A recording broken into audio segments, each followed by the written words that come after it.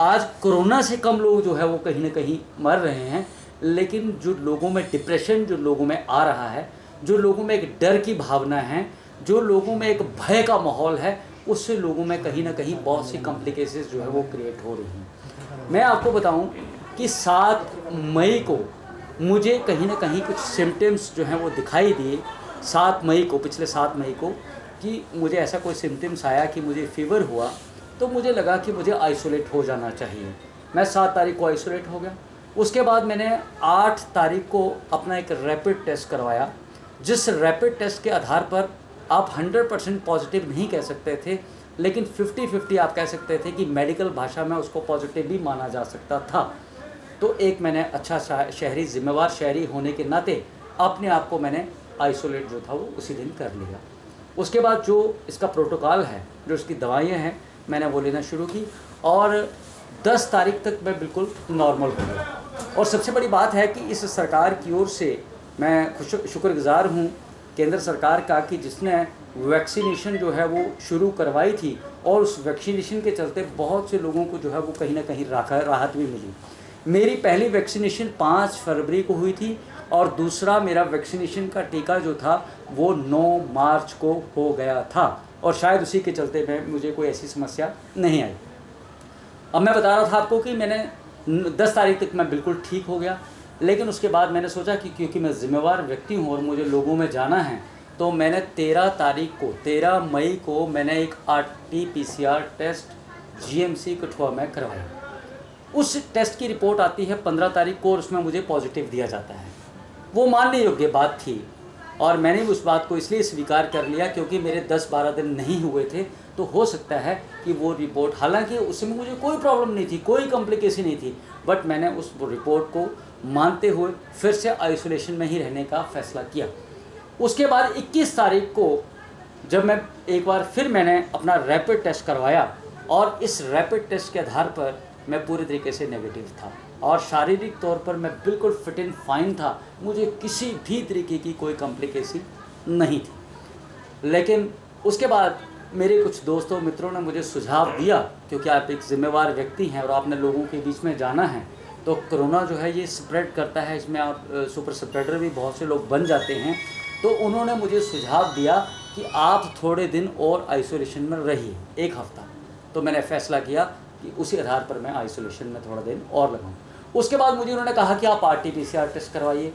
अब बात यहाँ से शुरू होती है कि 27 तारीख को मैंने जो था अपना एक सैंपल जो था वो GMC कठुआ में दिया RT-PCR करने के लिए। RT-PCR, हालांकि मुझे कोई समस्या नहीं थी, सिर्फ इसलिए कि मैं अपनी ओर से आश्वस्त हो जाऊँ और मुझे लोगों के बीच में जाना है। अब उसके बाद क्या होता है कि उसकी रिपोर्ट जो है वो 29 तारीख को मुझे दोपहर को मिलती है।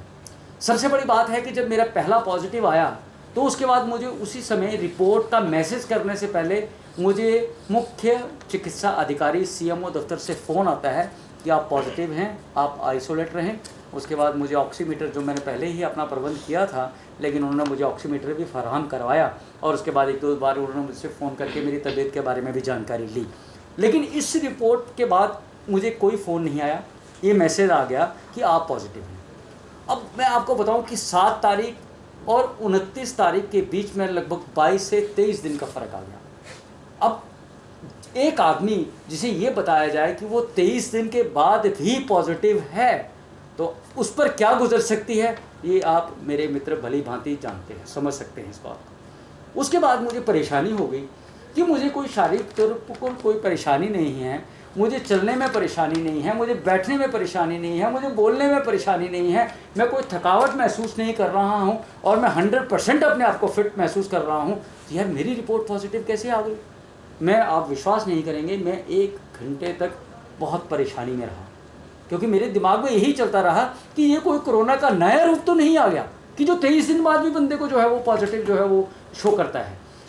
फिर इसी परेशानी के दौर में, क्योंकि मैं एक जागरूक नागरिक भी हूँ, पढ़ा लिखा नागरिक हूँ, मैंने इनकी सारी जो मेरे को मैसेजेस आए थे मैंने इनको खंगालना शुरू किया। अब सबसे हैरानी की बात यह है कि जब मैं इनको शायद और कोई भी इतना गहराई में नहीं जाता है, लोग सिर्फ अपना नाम पढ़ते हैं और देखते हैं कि मैं पॉजिटिव हूँ या नेगेटिव हूँ, उसके बाद बेचारे वो परेशानियों का सामना अपने तौर पर करना शुरू कर देते हैं। आप हैरान होंगे कि ये जो 27 तारीख को मेरा सैंपल लिया गया, इसमें जो एक आईडी, जिसको यूनिक आईडी कहा जाता है, जो एक आदमी को आईडी दी जाती है, ये इस आईडी में मुझे 010070089975 के तहत मेरा जो था वो सैंपल लिया गया। अब जब मैंने उसको डीप स्टडी किया तो जो मेरी रिपोर्ट थी, आप हैरान होंगे, उसमें मेरा आईडी 100700089977 हो गया, जो कि 89975 था, वो पॉजिटिव रिपोर्ट में 89977 हो गया। कहने का मतलब ये है कि ये रिपोर्ट किसी और की थी और इस रिपोर्ट के तहत मुझे पॉजिटिव जो था बना दिया गया। अब अगर मैं नेगेटिव था तो मेरे बजाय किसको नेगेटिव दिया गया, जो पॉजिटिव था, वो सुपर स्प्रेडर भी हो सकता है, और वो मेरे ख्याल से बहुत सी ज़िंदगियों पर कहीं ना कहीं भारी पड़ सकता है। मैं ये कहना चाहता हूँ कि जीएमसी प्रशासन की एक बहुत बड़ी कोताही से आप कह सकते हैं, बहुत बड़ी नालायकी से आप कह सकते हैं, जिससे मेरे ख्याल से हज़ारों लोगों की ज़िंदगियों को कहीं ना कहीं जो है वो आप उस पर प्रश्न चिन्ह लगाने का जो है वो प्रयास कर सकते। जब मेरा ये रिपोर्ट पॉजिटिव इन्होंने मुझे दिया, तो जब मैंने ये सारी चीज़ें देखी, तो मैंने उसी समय एक प्राइवेट लैब से संपर्क किया जो ICMR से एफिलिएटेड है।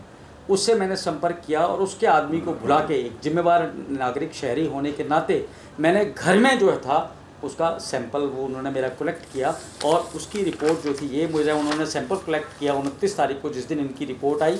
29 तारीख को मैंने दोबारा सैंपल दिया और मेरी रिपोर्ट नेगेटिव थी जो आई।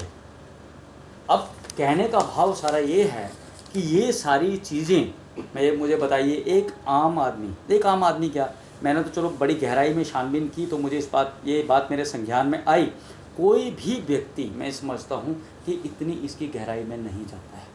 छोटी सी कोताही मैंने आपके सामने रखी, जिसमें एक आईडी नंबर, और ख़ास करके ये तब कोताही हो रही है जब कोरोना डिक्लाइनिंग स्टेज पे है।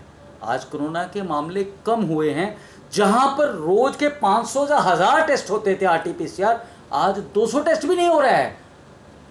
और जब मैंने 27 तारीख को ये कराया तो मेरे ख्याल से 100 या 150 टेस्ट से ज़्यादा नहीं करता होगा जीएमसी। और आप 100-150 टेस्ट में अगर इस प्रकार की गलती करते हैं बड़ी, तो जब हज़ारों टेस्ट करते होंगे, जब सैकड़ों में टेस्ट करते होंगे, तब आपने किस तरह की कोताहियाँ की होंगी, ये सारी आप मानते हैं कि फर्जीवाड़ा इन आंकड़ों में हुआ है, पॉजिटिव नेगेटिव का खेल हुआ है? क्योंकि पिछली दफा विपक्ष ने भी इसकी आवाज़ उठाई थी, तब सत्ता पक्ष के नेता बहुत भरोसा जो है वो इस कार्य प्रणाली पर जता रहे थे। देखिए, मैंने आपसे पहले ही कहा कि हो सकता है 10 दिन कोई कोताही ना हो, लेकिन जिस प्रकार से ये मेडिकल प्रोफेशन है, और मैंने पूरा आपको ज़िंदगी भर का ब्यौरा दिया कि वकील, जज या कोई और प्रोफेशन का आदमी, पॉलिटिशियन, कोई भी आदमी, वो अगर ज़िंदगी में गलतियां करे तो वो इतने लोगों की जान नहीं ले सकता है जितना एक मेडिकल प्रोफेशन में अगर इस तरीके की गलती होती है तो वो एक सबसे बड़ा, जिसको आप बम कह सकते हैं, जो लोगों की ज़िंदगियों के लिए खतरा हो सकता है, वो मेडिकल प्रोफेशन है। और यहाँ इस तरीके की गलतियाँ कहीं ना कहीं बर्दाश्त नहीं की जानी चाहिए। आप ये मानते हैं कि जीएमसी में जितनी मौतें हुई हैं उसका कसूरवार जीएमसी है?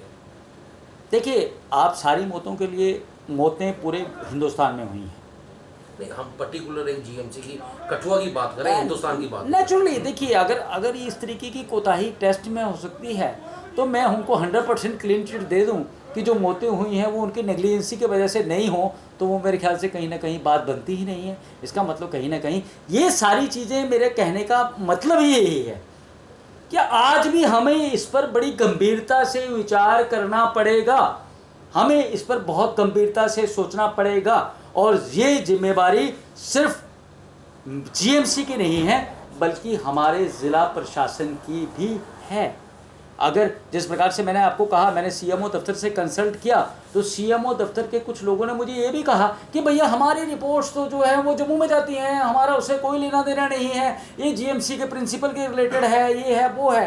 कहने का मतलब है कि हम अपनी जिम्मेदारी को एक दूसरे के ऊपर डाल के ये बात नहीं कर सकते हैं। ये लोगों की ज़िंदगी के साथ जुड़ा हुआ मसला है, इस पर आपको गंभीरता से सोचना पड़ेगा ताकि लोगों की ज़िंदगी को बचाया जा सके। क्या इन पे एफआईआर लगनी चाहिए इन लोगों? देखिए, जिस प्रकार से इन्होंने अगर ये कोताही की है, चलो एक अगर गलती की है, मेरा अगर नेगेटिव का पॉजिटिव डाल दिया, देन नो प्रॉब्लम, कोई प्रॉब्लम नहीं है।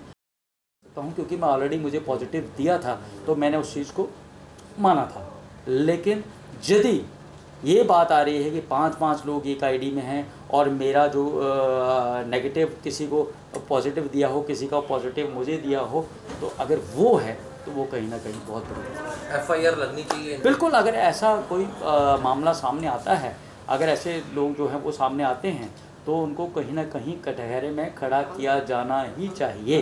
तभी मेरे ख्याल से हम इस लड़ाई को पूरे तरीके से लड़